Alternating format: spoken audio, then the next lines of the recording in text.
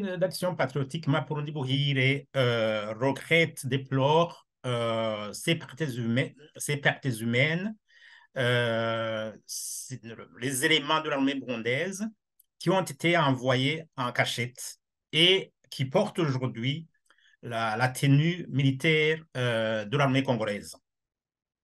Et donc, nous regrettons fortement. Et le premier message,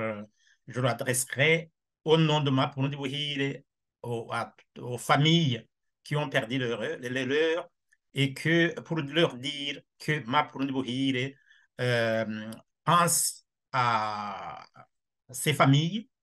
et nous le transmettons un message de sympathie, qu'ils sachent que la douleur que nous la partageons et nous adressons également nos sincères condoléances à l'ensemble des forces armées burundaises et au gouvernement burundais et à tout le peuple burundais. Parce que ce sont des fils et filles du pays qui ont perdu leur vie dans une guerre qui ne devrait pas concerner les Burundais. Ces militaires et ces Imbonerakure qui portent aujourd'hui la tenue militaire des forces armées congolaises ont été envoyés dans la discrétion la plus totale, en cachette en fait, et contrairement aux recommandations, aux décisions des chefs d'État de la sous-région, qui ont recommandé un dialogue entre le gouvernement congolais et le mouvement M23. Autrement dit, les chefs d'État de la sous-région ont proposé plutôt le dialogue comme moyen pour résoudre le conflit entre les frères congolais. Ce qui est étonnant, c'est le choix du président burundais et de l'État burundais d'envoyer des militaires et quelques éléments de la milice Imbonerakure pour combattre aux côtés des forces armées burundaises en contradiction avec le choix des chefs d'État de la sous-région qui privilégient le dialogue. Et donc, les conséquences de ce choix aujourd'hui sont claires et nettes. Ce sont ces pertes humaines, ce sont ces militaires burundais et probablement les Imbonerakure qui ont été capturés, aujourd'hui prisonniers. Et donc, dans la logique du gouvernement burundais et du porte-parole de l'armée burundaise, il continue à cacher cette réalité, cette triste réalité,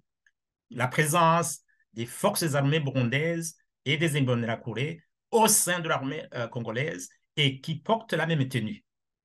Et donc, c'est la raison pour laquelle le communiqué ou les propos du porte-parole de l'armée ne fait même pas référence à ces cas de décès, à ces cas de militaires qui ont été capturés. Et ce qui est déplorable, c'est la raison pour laquelle le mouvement d'action Mapurundi Buhire adresse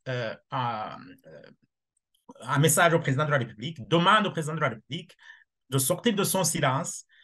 et d'adresser un message à la nation, notamment pour euh, euh, consoler en fait les familles qui ont perdu les leurs et surtout annoncer l'enterrement dans la dignité de ces militaires tombés, je dirais, sur le champ de bataille en RDC dans une guerre qui ne concernait pas les Burundais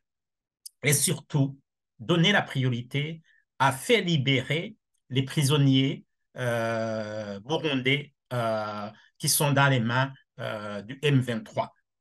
Et le président de la République lui-même devrait aussi prendre ses responsabilités pour rapatrier les militaires et les éléments de la milice Imbonerakure qui ont été envoyés en cachette sans l'aval de l'EAC en fait. Et aussi, c'est une question très fondamentale d'adresser un message aux familles qui ont perdu le leur pour leur dire comment les familles enterreront les leurs et aussi comment aider les familles. Dans le cas d'un militaire qui tombe sur le champ de bataille, en tout cas pour les militaires qui ont été envoyés dans le cadre de l'EAC, là c'est clair. Mais ici, ces militaires décédés sur le champ de bataille, alors qu'ils ont été envoyés en cachette, dans la discrétion la plus totale, les Burundais se posent des questions comment réparer, disons, ces pertes pour les familles en fait qui ont perdu le leur. Comment la position de moi pour nourrir, c'est vraiment de limiter les décès, hein, les pertes humaines. Donc, nous conseillons fortement l'État burundais à rapatrier tous les militaires burundais, tous les Imbonerakure qui sont sur le sol congolais sans mandat de l'EAC.